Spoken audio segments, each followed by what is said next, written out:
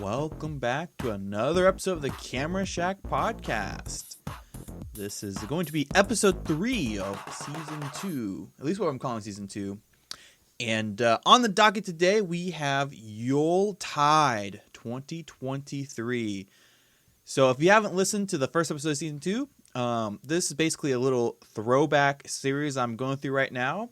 I haven't done the podcast in like 3 years, so I'm going back through all the events I've gone to, and I am covering them. So I'm going to not quickly talk about Yuletide for 2023. So if you're not familiar, the Ohio Renaissance Festival during the winter season hosts an event called Yuletide. It's on Fridays and Saturdays, 4 weeks. So it's like the last 2 weeks of November and the first 2 weeks of December, usually, or something like that. And they basically decorate the whole festival up in like Christmas lights and all kinds of Christmas decorations. And they started it, I believe, during the pandemic in 2020. So in 2020, the Ohio Renaissance Festival, during the actual season itself, they couldn't operate. And so as a consolation, they created Yuletide, which was basically supposed to be a much smaller version. So then they did it in 2020. I think they've done it every year since 2020, but I'm not entirely sure. But they did it in 2023. They also did it in 2024, but that'll be it for another episode. And basically, like, a lot of the acts that they have there are Christmas themed. So I think most of the acts are people who are there during the regular season, and are just doing a Christmas version of their act. There's quite a few of them.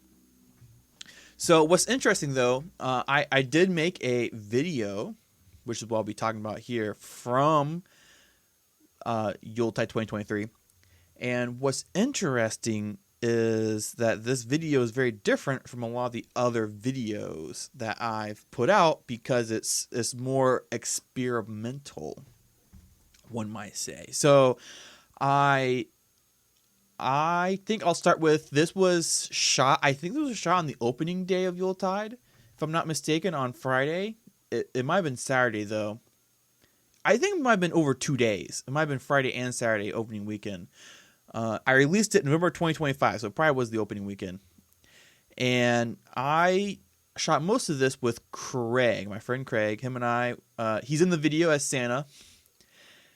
And I used my camera that I always use, my Canon R5, but the lens was very different. It was actually shot using a lens from a disposable film camera. So you can actually take the film cameras apart and then take the lens out, and then you can basically 3D print like a little housing, and you glue the lens in, and then you can twist it on like a regular lens onto your camera. And the footage is definitely very soft. There was no focus for the lens itself. If it was within 1 foot, then like from the camera to the object, if it was 1 foot or less, it was not in focus. And then after that, it was in focus. So basically everything is always in focus, which is very different to a lot of the videos that I kind of upload these days, where there is more depth of field. All that to be said, it makes it very difficult to take footage. So Yuletide is in the evening, okay? And you might be like, oh, that's not a big deal. Except the lens is an f11 lens. So that means there is not a lot of light that is going into this lens. So as you watch the video, you'll probably notice that's a very dark video. And that's because there is very hard to have light with a lens where everything is very dark. So I mean, the other big thing is The video is actually shot in 4:3. Well, edited in 4:3. So I of course recorded it in 16:9, wide format. But to give it a more artistic feel, I did add little 4:3 bars to the side of the video. Now, I will also say that this actually kind of helps the lens a little bit because there is an insane amount of pen distortion to this lens. So after where the black bars are, there's an intense amount of like curvature and distortion on the edges of the video where you're not really supposed to be able to see past that. And I think that, like, the original intention of the lens itself, I don't think you're supposed to take photos that are that wide. So there's a lot of distortion, which does make it look very unique. But I thought that the video style is supposed to be more like, I was trying to go for as if someone had used like a VHS, like an old VHS camcorder or something like that, and went around and was recording their time at Yuletide. So that's why the audio is all desynced from it too, because I thought that you wouldn't be able to record audio and video like in the headspace.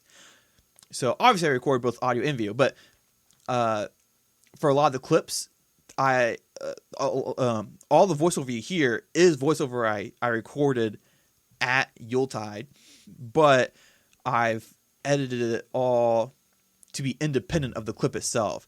I think there's one or two clips where the audio you hear, like Craig talking, is actually the audio on that actual clip, but I shifted it like 10 seconds in the future so that the lips don't sync up with the audio, so that it feels like it's not from that clip, just so it makes it feel more older, I guess, more nostalgic. Did it work out? I don't know. Overall though, I would say that this is definitely a video that I'm really happy with. I feel like the video has a really nice style to it, and I think it turned out really well personally. I actually go back and rewatch it every so often, and I think it does hold up. Now, I have some pre-written questions for me to help fill some time here. So, let's see. The first question here is, was this my first time going to Yuletide? Yes, this was my first time actually attending Yuletide. As far as I can remember, at least. And I definitely think it's a great time. I went again this last year in 2024, and I think I went. It was 8 days total across 4 weekends, and I think I went, if not 6 of the 8 days, 7 or 8 days. So I went quite a bit. The atmosphere, the crowd. So I know from 2023 it was definitely very not crowded at all. So I felt like the crowd picked up actually quite a bit more in 2024. But yeah, in 2023, there was very few people there, it felt like. Not to say that there wasn't anyone there, but it definitely felt like there wasn't a lot of people there, which was, I think, quite nice. And I think it really is great for when you want to test new techniques and equipment out, which is one of the reasons I made this video, is because I wanted to test out, what it looked like if I shot on a lens that was taken from a disposable camera. So it does have its perks with there being a significantly less amount of people. There's usually no lines for anything, which is really great. And most of the people who are there, you generally know, because a lot of the people who are going to this are people who are kind of already really big into the Ohio Renaissance Festival. All right, let's see what the next question is. Do you go with a plan? I did not go with a plan at all for this video. I just was walking around with Craig and just taking videos as I saw it. So any I didn't mute my audio here. Anything that you see in the video, it was just impromptu, shot live, which was fun. As far as the audio goes, I was using a shotgun microphone. So this is actually the very first video that I uploaded to my channel where I was using a shotgun microphone instead of a lapel. And I will say that it was a big change, and I've never used a lapel for video since I've uploaded this video with a shotgun microphone and uploaded it. And I think that it's a great change. The lapel is kind of nice, but it has huge problems. The biggest being it makes it really hard to record other people without handing them a lapel microphone, and then have to explain how you put it on, all this other stuff, and it makes it's very cumbersome. And the other large problem is because the lapel is wireless, that there's always this fear that you're going to interrupt or interfere with other performers' audio, right? Because I have no idea what channels they're using at the festival or any festival that I might go to. And I know for a fact they're definitely limited on their channels, because I've seen other performers interfere with other performers' performances, where they'll be performing and then they suddenly hear someone else from across the park all of a sudden is coming through their speakers. So I don't know if they use private channels or if they're using just regular public channels. Couldn't tell you, but I definitely think the all around the shotgun microphone still sounds great, and it's way more convenient to use than a lapel microphone. Also, you don't need batteries, which is great. I really love that about the shotgun, because with the lapels, it's 2 AA batteries for on camera and then 2 AA's for the actual lapel itself. And you need a lapel for each person. So that creates a lot of, obviously I have rechargeable batteries, but you have to make sure the batteries are recharged, and you have to make sure you have enough rechargeable batteries for your whole setup. So I'm pretty happy with the switch to a shotgun microphone. Was there any weather challenges? Yes, there were. It was very cold. I think even at one point, we're out here freezing. And it was true. It was probably 30 degrees. It was very cold. This year as well, it was really cold. I think there was one point this year where I actually left early because I was like, I'm just not dealing with how cold it is. Let's see here. What setup did I use? I already covered that. Film stocks. This was, of course, shot on a camera, a digital camera. No stabilizers. Color grading. I color graded it in DaVinci. I did the whole video and color graded it in DaVinci Resolve, which is my primary editing software. I don't know what color grade I used for this. It was probably just randomly adding in colors and hoping for the best. I since do have kind of a LUT and or other process that I use since I've made this video, because I've done a lot more playing with colors and stuff like that since I've edited this video together. But I'm pretty sure this video, the Yuletide 2023 video, is just randomly moving the slider around until it kind of looks what I'm going for, because the footage is supposed to look more vintage. There's definitely a some kind of effect on top of it that makes it look more filmy.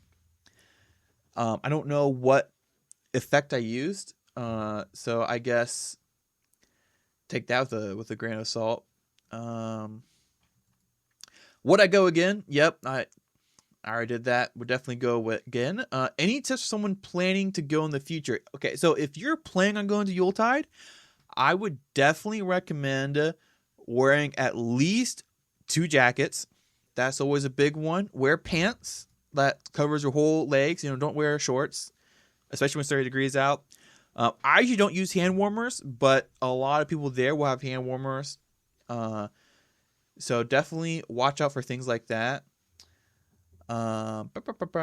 Tease the next episode. I can do that, especially because we're at 15 minutes. So let's see here. Tease the next episode. What do you guys think we should cover next?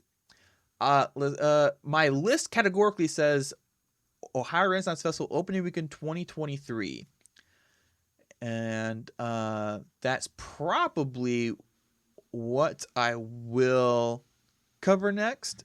So if you're interested in getting some more Ohio Renaissance Fair content, tune into the next episode. And so I guess that's where I kind of feel like I'm just kind of suddenly ending the episode. But at the same time, I guess if you listen to it this long, you probably don't care. Follow me on Instagram. That's what my notes say. Follow me on Instagram at @TheLoganR. What any other notes? Should I just talk randomly for 5 minutes now? I'm doing this in preparation. Or I'm not doing this in preparation. I am about to go to an event, and I'm quickly getting this in. I'm going to the Halfling Hoedown. I can type it in right here. Halfling Hoedown. I'm going to stop the podcast and then go to it. So you're like getting my live pre-feedback. I think it's going to be a good time. We have some great performers on the schedule. I'm going to go take some photos, take some videos. I will definitely make a podcast episode about the event. It may just be 20 episodes from now. So you're getting a sneak peek into the future, but I think it's going to go really well. It's supposed to be a sunny day. My only caveat, whatever you want to call it, is that it ends at 9 p.m. So hopefully that's not going to be too tiresome for me, but we'll roll with the punches around here. So anyways, hopefully that feels like a better conclusion to the episode. Thanks for listening, guys. And I'll see you on the next one. Thanks.